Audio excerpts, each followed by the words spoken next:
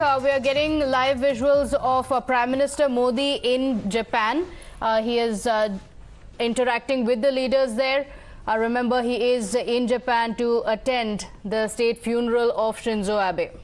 So Prime Minister will also be holding bilateral talks with his Japanese counterpart, and ahead of the Prime Minister's departure, the Foreign Secretary had said that the bilateral meeting will be an opportunity for the two leaders to reaffirm their commitment to further strengthening the ties between India and Japan. But special ties that was also shared of friendship between Indian Prime Minister Narendra Modi and the then Japanese Prime Minister Shinzo Abe. And thereafter, with this assassination attempt that was made, that proved to be fatal for Shinzo Abe, and unfortunately he succumbed to the injuries, and the Prime Minister there had also tweeted in tribute of his late friend. Now he is in Tokyo. We got those pictures that are coming in, first playing out here on the channel.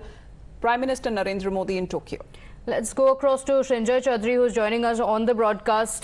This is a very important meeting because Prime Minister Modi also shared a very close rapport with Shinzo Abe, a very personal note that had been written by him as well as he passed away. Now, of course, we're getting visuals of his interaction with the delegates there, Srinjoy. Undoubtedly, Prime Minister Modi and Prime Minister Abe were very close friends. I mean, there is no dispute about that. And the relationship, the friendship helped to take the India-Japan relationship forward. It prospered. It flowered from an old economic relationship to a political and strategic relationship as well. So it was an important thing for India, and it was important for Japan. As far as this meeting is concerned, this visit is concerned, he will, of course, meet Mrs. Abe, the widow of Shinzo Abe. He will also meet, and there will be important discussions with Prime Minister Kishida of Japan. And of course, he will be attending the funeral. That is, of course, the main issue, the funeral. And then apart from that, there will be the bilateral meeting with Prime Minister Kishida and, of course, a meeting with Mrs. Abe. The Emperor of Japan will also be around, so it is possible that there will be a paying of respects to the emperor. So it's a big, a lot of events, but only 12 to 16 hours. He will not be there for more than, at the most, a day.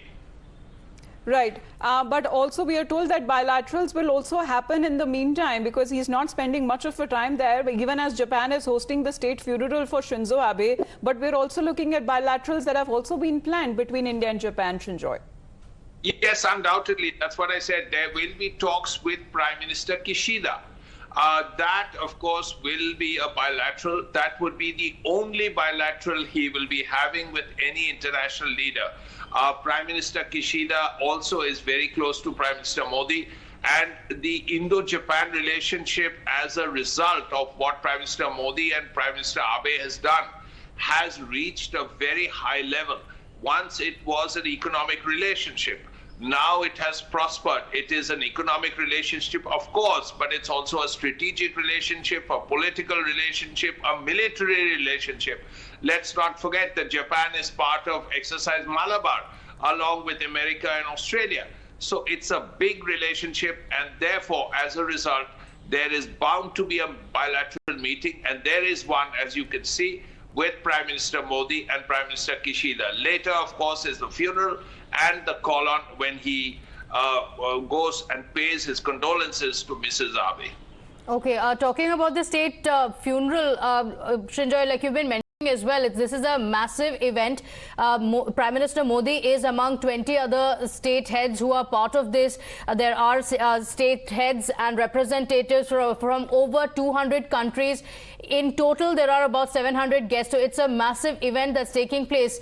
Of course, this also a reminder of what happened in July, because the incident shocked the entire world. Yes, undoubtedly.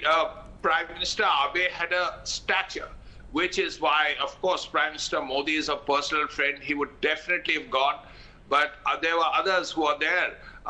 The Vice President of America, Kamala Harris, is attending. The Canadian Prime Minister Justin Trudeau is also attending.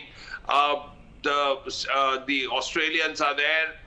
As you rightly said, 100 top leaders will be attending the funeral.